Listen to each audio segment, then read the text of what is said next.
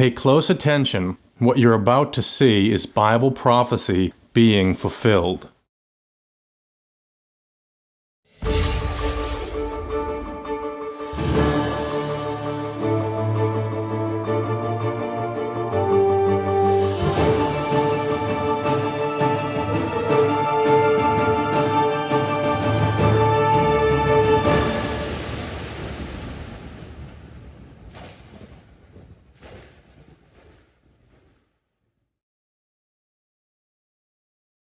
Welcome to another informative edition of YPN News, bringing you the news as it relates to Bible prophecy and foretold by Yahweh's last days witness, Yeshua Hawkins.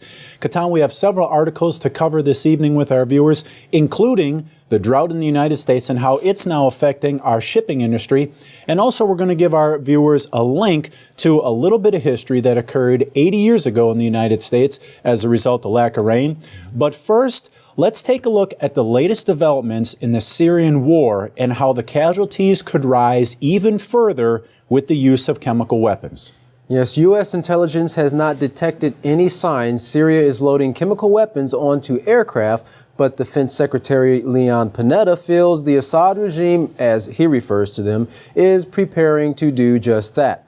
Now, there's no question that we remain very concerned, Panetta said, very concerned that as the opposition advances, particularly on Damascus, that the regime might very well consider the use of chemical weapons. From monitoring Syrian bases, satellites have seen trucks moving among the bunkers where the weapons and agents are believed to be stored. Now, these agents could be combined to form the deadly nerve gas sarin and loaded into bombs and then could be dropped from airplanes. Now, the U.S. officials say the evidence is strong, but circumstantial, not definitive. With fighting in the suburbs of Damascus, this has led to fears of what the Assad regime might do if they feel cornered. Jeffrey White, a former analyst for the Defense Intelligence Agency, was asked what would happen if the rebels cut off Damascus. He said, "It's the end of the regime. The regime can hang on for a while because it has troops in the cities, it has ammunition, it has supplies, etc., so on. But it means the city, Damascus, will fall. It can't stand alone." Now, when Jeffrey White was asked if he thought Damascus will fall right away, White replied, "You can feel it. You can sense it. Looks like the regime's being defeated. Not tomorrow, maybe. Not too far off, I think. I think it's in the next couple months," he said. In defense of President Assad, the Syrian government has vowed not to use chemical weapons on its own people, but it regards the opposition forces as foreign terrorists. And keep in mind, Jeff, this, of course, is circumstantial evidence and it's nothing definitive. Now, in other news, Germany is considering deploying 160 soldiers as part of the NATO mission to set up the Patriot Air Defense missiles on the Turkish border with Syria. This move in spite of 60% of the German people being against these actions by the government, according to a recent poll.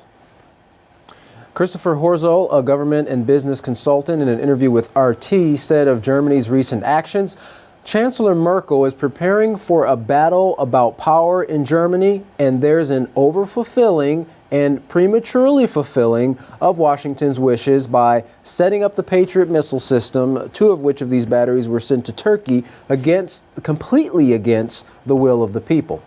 He continued by saying that it has become a tradition that the parliament overrides the wish of the people. So many people do not trust the parliament, the government, or the media.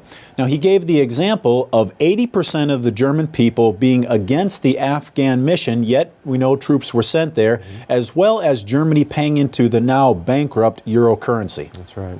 Interestingly, Mr. Horzel took the time to correct a statement he made earlier.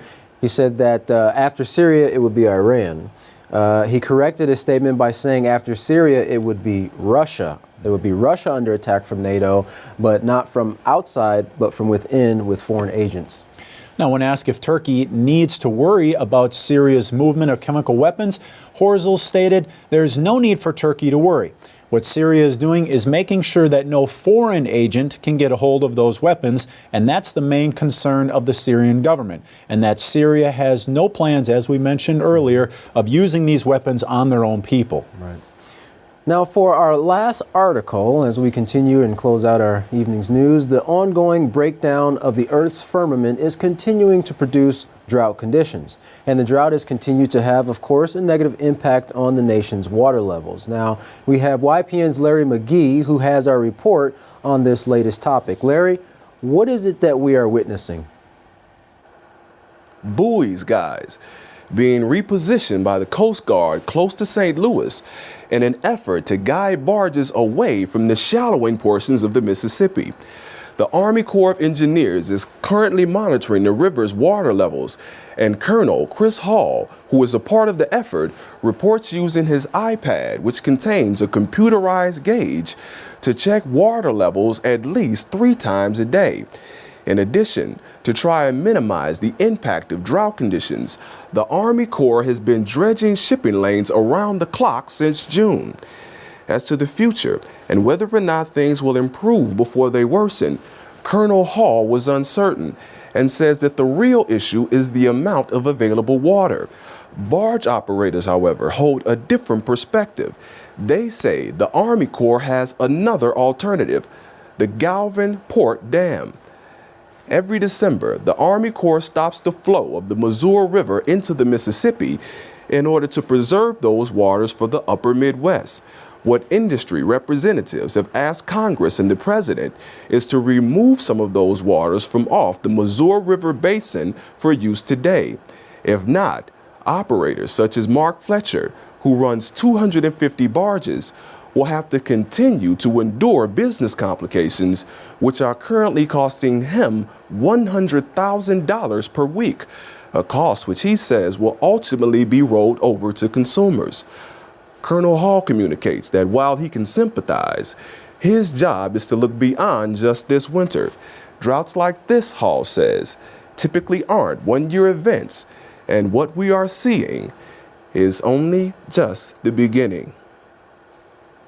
For YPN News, I'm Larry McGee. Katan Jeff, back to you. Well, it gets worse every year. And as he said, they're forecasting it to continue. Well, as Jeff mentioned earlier, you can go to pbs.org and you can go there to find a documentary by Ken Burns on the Dust Bowl, which was that great event that took place about 80 years ago. And of course, they're comparing what we're going through right now to the Dust Bowl of the 1930s. That's right. Now, don't forget also to contact the House of Yahweh to request your free copy of the Prophetic Word magazine and the monthly newsletter.